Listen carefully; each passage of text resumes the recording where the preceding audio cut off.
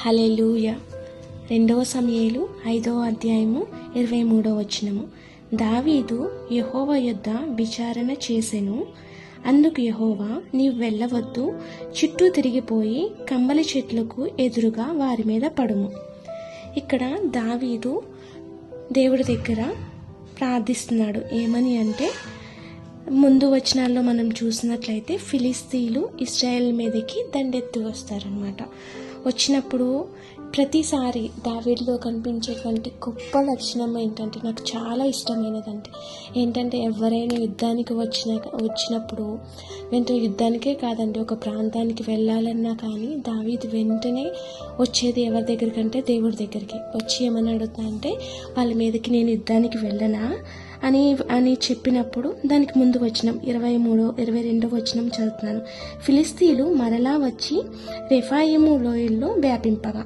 మరలా అంటే first 19th verseలో ఫిలిస్తీయులు Israel మీదకి దండెత్తి వస్తారనమాట. అప్పుడు కూడా దావీదు దేవుని దగ్గర ప్రార్థిస్తున్నాడు. ఏమనంటే, దావీదు, నేను ఫిలిస్తీయులకి ఎదురుగా పోయేదనా, వారిని నా చేతికి అప్పగింతువా అని యెహోవా యొద్ద విచారించినప్పుడు, పొమ్ము, నిస్సందేహంగా వారిని నీ చేతికి అప్పగింతునని యెహోవా సెలవిచ్చెను.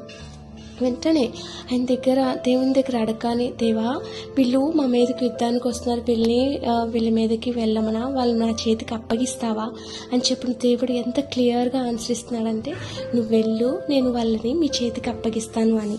అలాగే ఇదే 2 సమూయేలు 2వ అధ్యాయము 1వ వచనంలో, యూదా పట్టణంలోనికి నేను పోదునా అని దావీదు యెహోవా యొద్ద విచారణ చేయగా పోవచ్చునని యెహోవా అతనికి సెలవిచ్చెను.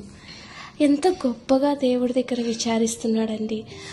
దేవా, నేను ఆ పట్టణంలోనికి వెళ్ళనా, దేవా, ఫిలిస్తీన్లతో నేను యుద్ధానికి వెళ్ళనా, అలాగే వాళ్ళ పట్టణం అంతా నాశనమై అగ్నితో కాల్చినప్పుడు అందరూ దావీ మీద పడుతున్నప్పుడు దావీదు ఎవరి దగ్గరికి వెళ్ళారండి? మనకి ఎవరి మీద కోపం వస్తే ముందు వాళ్ళని చెడాపడా తిట్టేసి వచ్చిన తర్వాత మనల్ని కన్సోల్ చేసుకుంటాం. కానీ దావీదు తన కోపాన్ని కానీ బాధను కానీ ఎవరి దగ్గరికి ఫస్ట్ తీసుకొచ్చారంటే దేవుడి దగ్గరికి. దేవా, మా పట్టణం అంతా కాల్ చేసి వాళ్ళు వెళ్ళిపోయారు ప్రభువా, వాళ్ళు నేను తరిమితే నేను పట్టుకోగలనా అని దేవుడి దగ్గరికి వెళ్ళు, వాళ్ళని తరుము, వాళ్ళని నువ్వు పట్టుకుంటావు అని కూడా దేవుడు చెప్పారు. ఎంత గొప్ప దేవుడు అండి. వెళ్ళే ప్రాంతం గురించి అడుగుతున్నారు, యుద్ధం గురించి అడుగుతున్నారు. నేను మిమ్మల్ని ఒక్క మాట్లాడగలనుకుంటున్నాను. మీరు ఎవరి దగ్గరైనా ఇట్లాగా అడుగుతున్నారా? చిన్నపిల్లలైతే, స్కూల్కి వెళ్ళే వాళ్ళైతే, కాలేజీలకు వెళ్ళేటప్పుడు ప్రతిరోజు స్కూల్కి వెళ్తున్నామా, మీ కాలేజ్కి వెళ్తున్నా అని పేరెంట్స్కి చెప్పి వెళ్తున్నారా? బయటికి వెళ్ళేటప్పుడు చెప్పి వెళ్తున్నారా? ఒక క్రైస్తవులుగా, విశ్వాసులుగా మన జీవితంలో తీసుకునేటువంటి ప్రతి నిర్ణయము, అది చిన్నదైనా పెద్దదైనా, దేవుని దగ్గరికి తీసుకొస్తున్నారా? మనం దేవుడి దగ్గరికి తీసుకొచ్చి నిర్ణయాలు తీసుకోవటం మన జీవితంలో ఎంతో క్షేమకరం అండి, ఎంతో క్షేమకరం.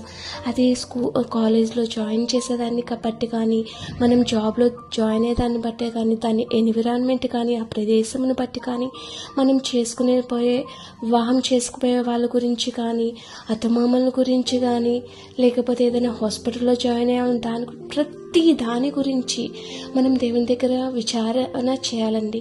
దేవా, మేము నీ దగ్గరికి వెళ్ళొచ్చా? దేవుడు స్పష్టంగా మనకు ఆన్సర్ ఇచ్చేటువంటి దేవుడు.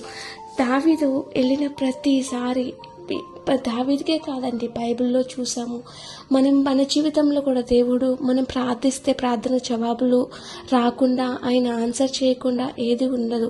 ఆయన దగ్గరకు వచ్చే ప్రతి ఒక్కరి దగ్గరికి ఆయన మాట్లాడేటువంటి దేవుడు అనమాట. మన జీవితంలో కూడా తీసుకున్న ప్రతి డెసిషన్ ఆయన దగ్గరికి తీసుకువెళ్ళి ఆయన దగ్గర విచారించి వెళ్ళేనా వద్దా అని ఆయన మాట ప్రకారం మన జీవితంలో, ఆయన మాట మాత్రమే మన జీవితంలో నిర్ణయించాలండి. మన ప్రతి అడుగు ఆయన ఇష్ట ప్రకారంగా ఉండాలి. అలాగా మనం జీవిద్దామని దేవుని వేడుకుందాం.